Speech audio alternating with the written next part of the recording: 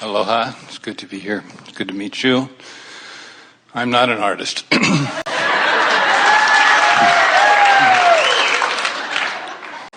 You are a very upstream crowd. Those artists and their boring stories helped you a great deal. Because whether you are painting a canvas or living your life, it is the same creation, you see. I am a builder. You design it, you draw it, and I'll build it, and I do it good, and I love what I do. And I'm good at it. I've been looking for you for a long time. I've only found you over the last year, but I realized that Abraham has helped me in many areas of my life for a long time. I have a question for you this morning about a friend who is very resistant to you. And she's really struggling. She's working 2 jobs. She has financial problems. She has family problems. I have said to her that the biggest gift that I would like to give her is Abraham, if she would just listen. And she's perfectly happy with her Catholicism. Is there a conflict between Catholicism and Abraham?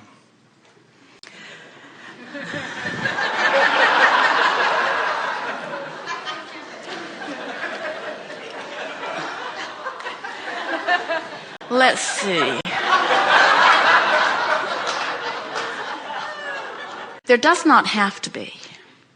But that way of going about life, as many ways of going about life, comes from the premise that you are flawed when you are not.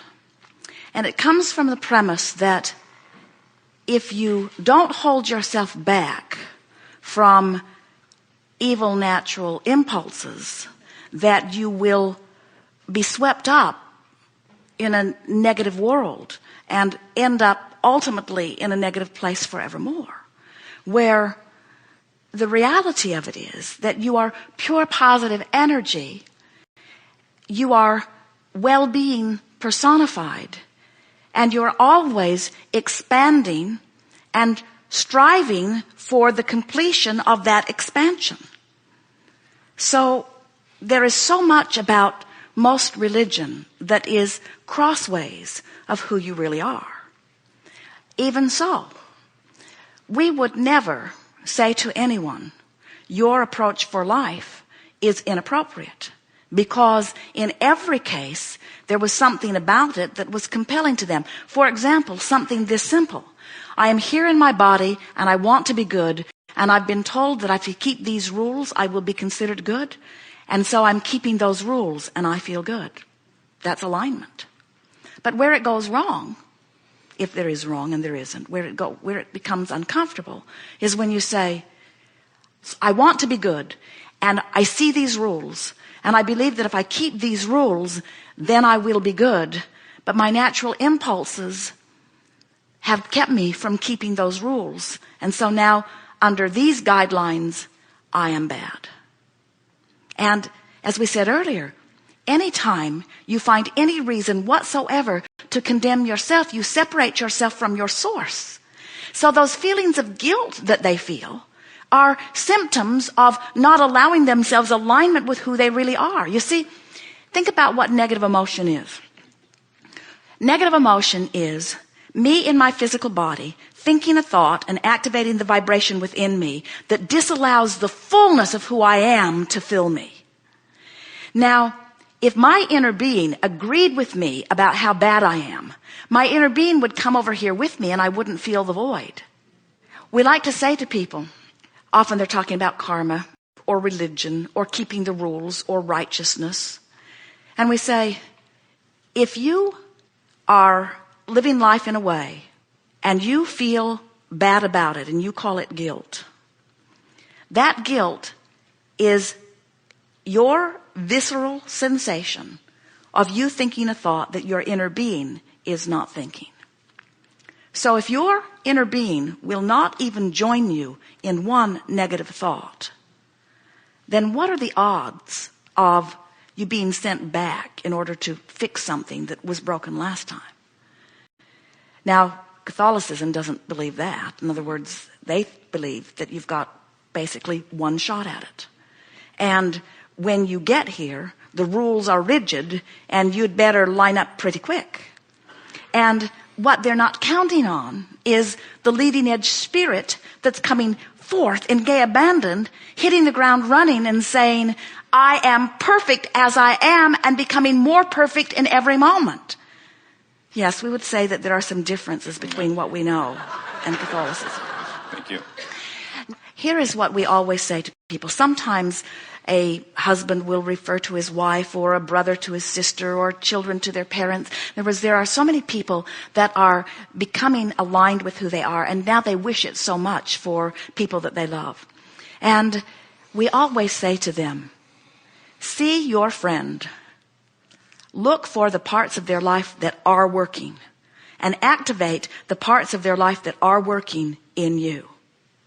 Because if you look at what's working for them, and that's what's most active in you, then you are like a satellite beamed version of their inner being calling them forward, you see. And they really teach it to you because people really complain about what's not working. If they get you through their commentary and through their example of life, if they get you fixated upon their broken life, then they hold you in this terrible trap because they are complaining about life not working. You know what they could do to make it work better, but they're not having any of that because they're so caught up in the complaining part of it. And so it's frustrating to you because you want to be there for them, but you can't be there for them any more than their inner being is being there for them. And we say if their inner being isn't going to go there with them, why should you? Then we say, write them in your book. Put their name at the top of the page and say, dear troubled friend, what is it about you that I'm thinking that is making me feel this way? What are my upstream thoughts about you? And identify what they are. And then say, are there any downstream thoughts that I have about you? Is there anything about you that when I think it, I come into alignment with my inner being? Because when you take the time to come into alignment with your inner being, you take the time to come into alignment with their inner being. And when you and your inner being are in alignment with their inner being, you're a more powerful force to reckon with.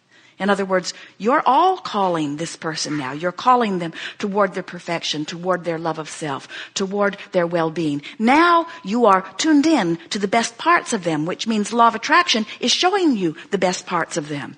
We say, especially in the rearing of children or in the mentoring of anyone, if you fixate on the parts of them that you feel the best when you focus upon them, then you will activate the parts of them that they feel best about, and that's the kind of relationship that will begin to happen. And then they will say things to you. You've heard this all your life. They will say things to you like, I feel good when I'm around you. Esther said, I used to get happy just driving past Jerry's house.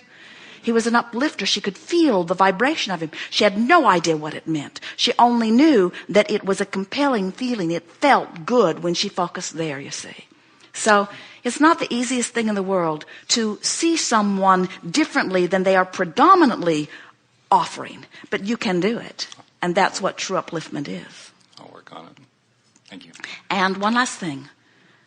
Never, ever, ever, ever push against anyone's religion. Okay. Don't push against their parents either. They hate them, but don't push against them. In other words, if you join forces in pushing against something, then you render yourself powerless. And now you're just two disconnected people sort of mucking around together. So don't try to identify what is at the root of their problem. It's not that. Okay. It isn't. I got it. Thank you. Yes, indeed.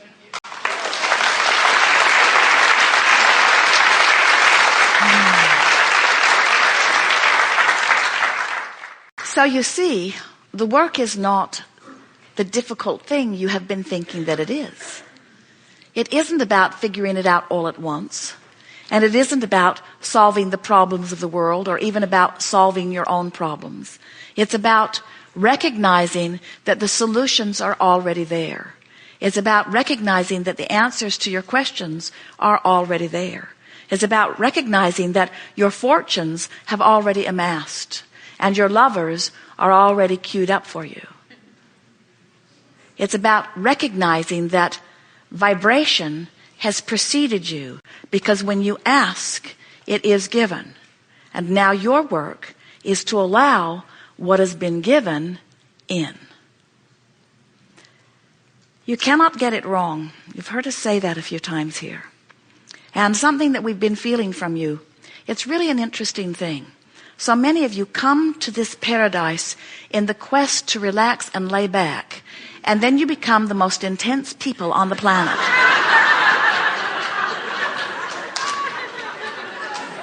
You are so determined to find your freedom that you fight for it in ways you don't need to fight for it.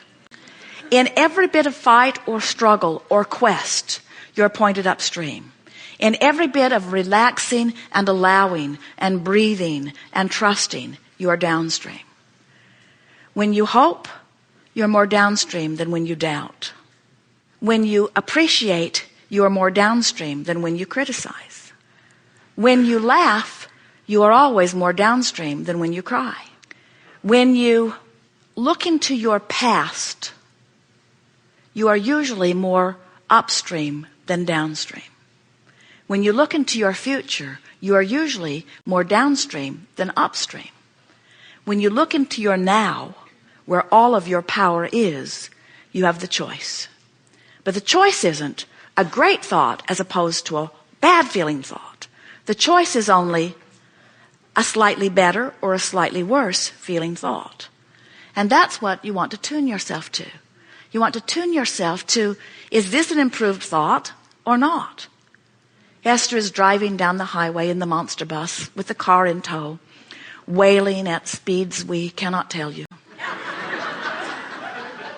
We really can't tell you. The speedometer doesn't go that far sometimes. And Jerry is in the back, clinging to life, doing some project, working on something. And Esther will think of something that she wants to tell him. But he can't hear her. She was honking the horn, but it was scaring drivers off into the bushes. So she found a button that she can push, that when she pushes it, it turns all the lights on. And when she pushes it again, it turns all the lights off. So he sees the lights go on and off, and he realizes Esther has something to say. So he puts away whatever he's doing and makes his way all the way to the front of the bus and says, yes, you have something you want to say? And Esther sometimes says, oh, never mind. It was an upstream thought. And we say, isn't it nice that he was all the way in the back of the bus? Because if he'd been sitting right there next to her, she just would have blurted it out. And then he would have either agreed, which would have made it more upstream, or disagreed, which would have made it more upstream for Esther. In other words, when you've got an upstream thought and you start talking about it, it always becomes more upstream. But the fact that it took him a while to get there gave her an opportunity to realize that it was upstream and to begin making another decision. And that's what we wish for you. We wish for you to realize that you have an option of feeling a little worse or feeling a little better. And that's all that the art of allowing is. And as you make the decision to feel better as much as you can, before you know it, all that stuff that's been lined up outside your door, all that stuff that's floating free in the river, all that stuff that the universe has orchestrated on your behalf begins to flow into your experience. You rendezvous with the answers to your questions. You rendezvous with the solutions to your problems. You rendezvous with your lovers and your fortunes and your wonderful times of life. You rendezvous with what you deserve and have deserved all along. And we take such delight in watching the rendezvous. But do you know? We're taking delight already in what you've amassed. And if you have to croak before you catch up, that's fine with us. But this gathering is about showing you how to catch up now, if it is your desire. We've enjoyed this interaction immensely. There is great love here for you. We are complete.